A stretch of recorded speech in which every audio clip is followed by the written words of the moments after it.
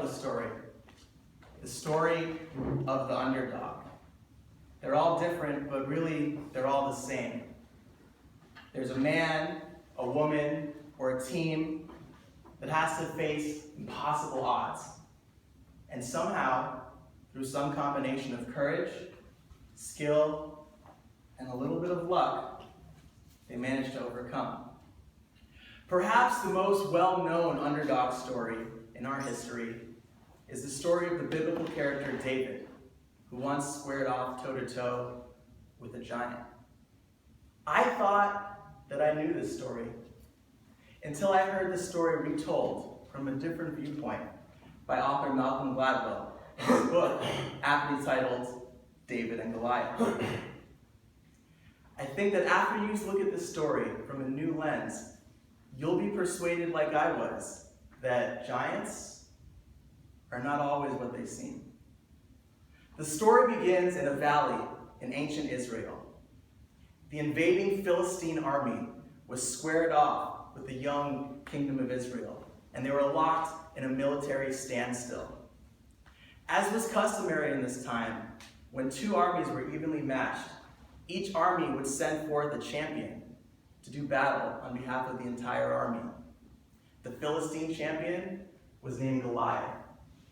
Legend has it that Goliath stood at over 9 feet tall, wearing a bronze helmet and heavy armor that weighed over 125 pounds. He strode into the valley, ready to challenge any Israelite who would come down and face him. And the Israelites looked down at the giant, and they cowered in fear. All but one, a young shepherd named David. David, standing next to King Saul of Israel, looked down at Goliath and said something along the lines of, "I got this." Saul looked at him and said no, but David insisted. David told Saul how lions and bears had come for his sheep in the night and how he had chased them down and killed the beasts. And Saul agreed to let him go. Saul offered him his own armor and his own sword. But David was not accustomed to these tools of war. He was not strong enough to wear a man's armor, did not know how to use a sword. So David strode into the valley with a staff, 5 smooth stones, and a sling. Now let me pause for a second and explain a sling, which is quite frankly the most underrated weapon in human history. A sling is a rope with a pouch in the middle where you can insert a stone and launch it.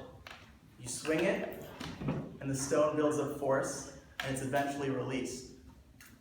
A well-trained slinger can launch a strike capable of going 400 yards, the length of 4 football fields. A well-trained slinger can launch a rock at over 90 miles per hour. Let's put that into perspective. 400 yards, a musket, one of the earliest firearms, could only shoot a bullet 60 yards. 90 miles per hour, an archer can only shoot an arrow at about 60. In ancient times, slingers were considered just as deadly on the battlefield as archers or spear throwers. A well-trained slinger in a good position could easily kill 2, maybe even 3 infantrymen from a distance with enough time. But a slinger was no match for an armed warrior in close quarters. If you got close to one, game over for the slinger. So back to the valley.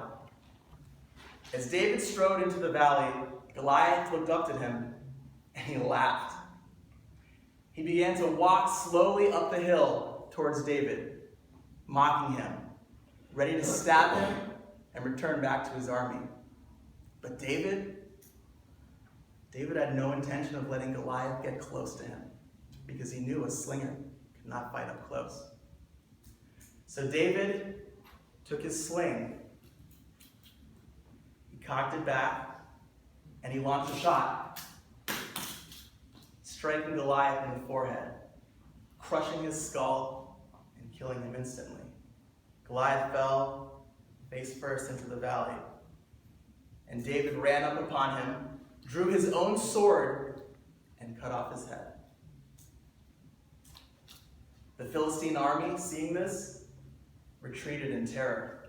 And as they fled, they were massacred by the Israelites. Now let's think about this. We have two warriors. One is supposed to be the giant, the favorite. He's covered in armor so thick he can barely walk. He's walking slowly up a hill, laughing, mocking. But then we have another warrior who is supposed to be the underdog. A warrior trained to launch projectiles at distances of over 400 yards. A warrior accustomed to hitting wild, moving animals. A warrior with a weapon as deadly as a loaded firearm and 5 rounds. So the reason I tell you this story is to persuade you to ask yourself a question.